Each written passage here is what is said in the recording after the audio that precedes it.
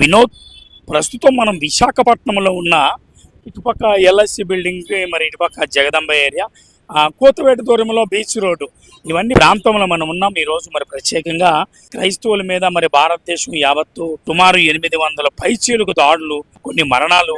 ప్రత్యేకంగా మరి ఏ పార్టీ వచ్చినా సరే క్రైస్తవ సమూహం మీద దాడులు జరుగుతున్నాయి. కర్ణాటక నిన్న హుండీ భీమవరం ఏదైతే హుండీ ఉందో ఆ హుండీ నియోజకవర్గంలో అక్కడ కొన్ని క్రైస్తవ సంఘాలు, చర్చిలు మరి కూల్చివేయడం జరిగింది. ఇవన్నీ ఎక్కువ శాతం దళితులు ఉండడమేనా అంటే అదే మెయిన్ కారణమా? మనతో పాటు మాట్లాడడానికి ఎవరైతే క్రైస్తవ సంఘ నాయకులు ఉన్నారో వారితో మాట్లాడిన ప్రయత్నం చేద్దాం. సార్ చెప్పండి, అంటే ప్రస్తుతం క్రైస్తవ సమాజం అంటే భయానక పరిస్థితులు ఎదుర్కొంటుంది. అంటే భయానక పరిస్థితులు ఎదుర్కోవడానికి అంటే ఏ పార్టీ ఉన్నా అలాగే ఉందా, లేదా కూటమి ప్రభుత్వం వచ్చిన తర్వాత ఈ మార్పులు కలుగుతున్నాయి, ఏమంటారు? నేను ఏపీసీపీ అంటే Andhra Pradesh Christian protection association state ప్రెసిడెంట్గా, క్రైస్తవ నాయకునిగా, క్రైస్తవ సమస్యల మీద గడిచిన కొన్ని సంవత్సరాలుగా మేము మాట్లాడుతూ ఉన్నాం. ఏ ప్రభుత్వం అధికారంలోకి వచ్చినా క్రైస్తవులకి ఏ రకమైనటువంటి ప్రయోజనం చేకూర్చేటటువంటి విధంగా అయితే ఏ ప్రభుత్వం కూడా లేనే లేదు. నాకు జరుగుతున్నటువంటి నష్టాన్ని చట్టసభల్లో ప్రస్తావించేటటువంటి నాయకులు మాకు కరోడిపోయారు. ఈరోజు కూటమి ప్రభుత్వం వచ్చాక, ఇప్పుడు గత ప్రభుత్వంలో కూడా క్రైస్తవుల మీద దాడులు జరిగినాయి. కూటమి ప్రభుత్వం వచ్చిన తర్వాత పాస్టర్స్ని రోడ్ల మీద కొట్టడం అనేటటువంటిది జరుగుతూ ఉంది, వీధుల్లో కొట్టడం జరుగుతూ ఉంది. ఇప్పుడు కూటమి ప్రభుత్వానికి చెందినటువంటి ఉండి నియోజకవర్గానికి సంబంధించినటువంటి డిప్యూటీ స్పీకర్ గారు రఘురామకృష్ణన్ రాజు గారు, ఆయన ఉండి నియోజకవర్గంలో 9 క్రైస్తవ ప్రార్థనా మందిరాలని నిర్దాక్షిణ్యంగా కూల్చివేశారు. వాస్తవానికి ఆయన ఎంపీగా ఉన్నప్పుడే క్రైస్తవ్యం మీద ఆయన విషం జుమ్మారు. 2% ఉన్నటువంటి మీకు ఇన్ని చర్చిలు ఎందుకు, ఇంతమంది పాస్టర్లు ఎందుకు అనేటటువంటి విధానంలో ఆయన మాట్లాడారు. అంతేకాకుండా రెక్కాడితే డొక్కారన్నటువంటి పేదల ఇళ్ళు 1800 ఇళ్లకు పైగా కూల్చివేశారు. ఆయన చేసేటటువంటి అరాచకాలకు సంబంధించినటువంటి విషయంలో కనీసం స్థానిక మీడియా కానీ, ప్రింట్ మీడియా కానీ విషయాన్ని బయటికి తెలియజేయడానికి కూడా గడగడలాడిపోతున్నటువంటి పరిస్థితి. ఎందుకు? ఆయన నిరంకుశత్వంగా నిర్ణయాలు తీసుకుంటున్నారు. ఆయన మీద ఎవరైనా మాట్లాడితే మాట్లాడే వాళ్ళ మీద వ్యక్తిగతంగా దాడులు చేయించడానికి కూడా వెనకాడనటువంటి పరిస్థితి.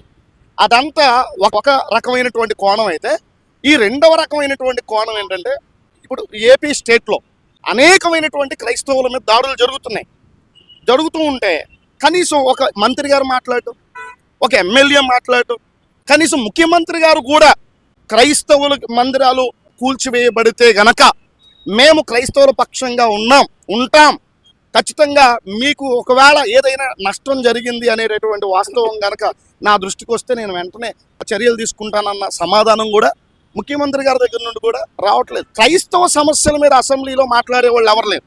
ముఖ్యంగా చెప్పాలంటే పవన్ కళ్యాణ్ గారు మొన్న అసెంబ్లీలో మాట్లాడుతూ ముస్లింలకి, క్రైస్తవులకి, యేసు ప్రభువుకి, అల్లాకి కానీ ఏదైనా ఇబ్బంది జరిగితే ఆ వర్గాలు ఊరుకుంటాయా అని చెప్పి పవన్ కళ్యాణ్ గారు మాట్లాడారు. ఇప్పుడు తిరుపతి లడ్డూకి సంబంధించినటువంటి విషయం ఏదైనా ఉంటే అది ఎవరి వల్ల జరిగింది, ఎందుకు జరిగింది అనేటటువంటి విషయాలు ప్రభుత్వంలో వీళ్ళే ఉన్నారు కాబట్టి వెంటనే సంబంధిత అధికారుల్ని తీసుకుని వెళ్ళి న్యాయ విచారణ జరిపించుకుని తగిన రీతిలో చర్యలు తీసుకోవచ్చు. ఇప్పుడు లడ్డూ తిన్నది హిందూ, తయారు చేసింది హిందూ, నెయ్యి అమ్మింది హిందూ, వాళ్ళు కాంట్రాక్టులు ఇచ్చింది హిందువులకి.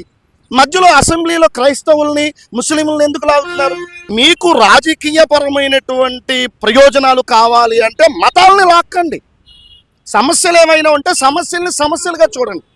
క్రైస్తవులు ఏం చేశారు, ముస్లింలు ఏం చేశారు? ఈ రాష్ట్రంలో 1,20,00,000కు పైగా క్రైస్తవులు ఉన్నారు. మా నియోజకవర్గంలో 9 ప్రార్థనా మందిరాలు కూల్చేస్తే ఏం చేయగలిగాం? 1,20,00,000 మంది క్రైస్తవులుండి ఏం చేయగలిగాం? పవన్ కళ్యాణ్ గారు మాట్లాడటంలో అసలు అర్ధరహితమైనటువంటి వాదన చేస్తూ ఉన్నారు ఆయన.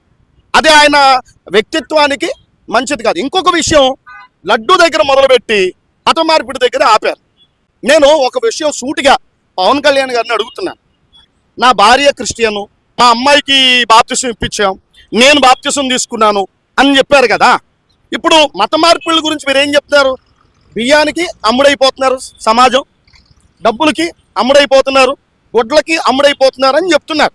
మరి పవన్ కళ్యాణ్ గారికి ఏ బియ్యం ఇస్తే బాప్తిసం తీసుకున్నారు? ఈ ప్రశ్నకు సమాధానం చెప్పమనండి. అంటే బడుగు బలహీన వర్గాలకు చెందినటువంటి వారి యొక్క జీవితాలంటే రాజకీయ నాయకులకు అంత చులకన? మా విశ్వాసం అంటే అంత చులకన? మా భక్తి అంటే అంత చులకన? అసలు క్రిస్టియానిటీ అంటే ఎందుకు మీరు అన్టచబిలిటీని పాటిస్తున్నారు? క్రైస్తవ సమస్యల మీద మీరు ఎందుకు మాట్లాడరు? మీకు లడ్డు గురించి మాట్లాడారు, వెల్ అండ్ గుడ్. మరి మా మందిరాలను కూల్చారు. సాక్షాత్తు సభాపతి, డిప్యూటీ స్పీకర్ ఉండి నియోజకవర్గంలో మీ ముందు కూర్చున్నటువంటి ఆయన 9 ప్రార్థనా మందిరాలు కూలిస్తే మీరు ఏమడిగారు అధ్యక్షుల వారిని? ఏమడిగారు అధ్యక్షుల వారిని? దీనికి అధ్యక్షుల వారి సమాధానం ఏంటి? ధర్మాన్ని 4 పాదాల మీద నడిపిస్తున్నారా? లేకపోతే ప్రజాస్వామ్యబద్ధంగా ఏర్పడినటువంటి ప్రభుత్వాలు ఒక మతానికి కొమ్ము కాసి మిగతా మతాల వారిని అణచివేయాలనేటటువంటి ధోరణితో ముందుకెళ్తున్నారా? మేము ఎలా అర్థం చేసుకోవాలి? కాబట్టి ప్రభుత్వాన్ని ఒకటే డిమాండ్ చేస్తున్నాం, మీరు సమానత్వాన్ని పాటించండి. ఇక్కడ ప్రజాస్వామ్యంలో హిందువులు, ముస్లిములు, బౌద్ధులు, అలాగే క్రిస్టియన్లు అందరూ ఓట్లు వేస్తే మీరు గెలిచారు. కాబట్టి అన్ని సమస్యల్ని ఒకే రకంగా మీరు చూడండి, వివక్షతో చూడబాకండి.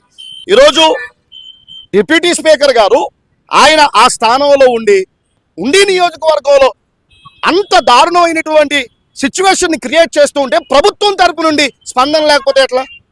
2-3 నెలలుగా మేము మాట్లాడుతున్నాం. ఏ కమిటీ వేశారు? ఏమీ లేదు. కాబట్టి ఈరోజు రాష్ట్ర వ్యాప్తంగా తిరుగుతున్నాం, ప్రజల్ని చైతన్యం చేస్తున్నాం, క్రైస్తవ సమాజాన్ని చైతన్యం చేస్తున్నాం. ఒక పాస్టరు 100 మందిని ప్రభావితం చేస్తాడు, 100 మంది 1,00,000 మందిని ప్రభావితం చేస్తారు, 1,00,000 మంది 1,00,00,000 మందిని ప్రభావితం చేస్తారనేటటువంటి విషయాన్ని ప్రభుత్వం గుర్తుపెట్టుకోవాలి. మా సమస్యల్ని గనక మీరు పరిష్కరించకపోతే, కూల్చినటువంటి ప్రార్థనా మందిరాలకి మీరు న్యాయం చేయకపోతే, క్రైస్తవ సమస్యల మీద ప్రభుత్వం స్పందించకపోతే రాష్ట్ర వ్యాప్తంగా ఉద్యమిస్తాం. ఇంతటితో మాత్రం విడిచిపెట్టేది లేదు. రాష్ట్రం అంతా కూడా తిరిగి ప్రజలందరినీ కూడా చైతన్యం చేస్తామని ఈ సందర్భంగా మనం చేస్తున్నాం.